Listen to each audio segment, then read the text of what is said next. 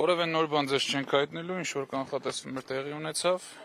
այո, բնականաբար, ասում էր քննեցի 2 ամսով,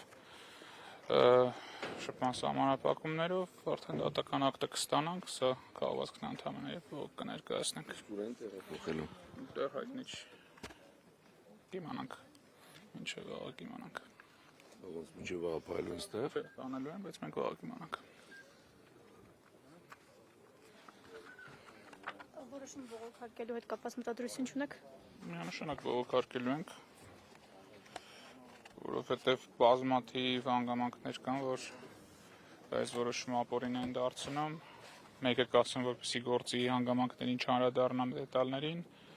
որ այս դատարանը ակնհայտ ապօրինի դատական կազմով էր քննում եւ Մաս Մելքոնյանը բացարկի ենթակա դատավոր էր։ Սա հիմքերից մեկն է։ Այս ներկայապահին սա կասեմ,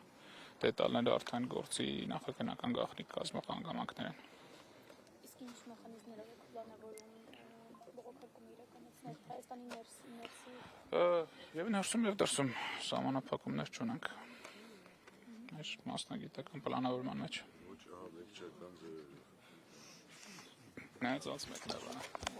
Երկու բառել ես ասեմ, էլի սրբազան պայքարի սիրելի ժողովուրդ։ Բոլորիցը շնորհակալություն, որ այսօր եկել եք աջակցելու մեր սրբազանին։ Ուզում եմ ասել, որ մեր պայքարը շարունակվում է, այն ոգին, այն հավատը, որ դրել է այս պայքարի մեջ սրբազանը, այսպես մենք բոլորով պետք է իրականացնենք։ Մեր պայքարը շարունակվում է։ Մենք բոլորս հիմա այն աջակցությունը, որ մենք ուզում ենք ցուցաբերենք սրբազանին, դա միայն պայքարն է, որը ինքը հոգով, սրտով եւ հավատքով դրել է մեր մեջ։ Բոլորիցը շնորհակալություն, ապրեք, որ եկել եք, բարի գիշեր բոլորիդ։ Գիտեք ուր են տանելու։ Առավոտյան կիմանանք։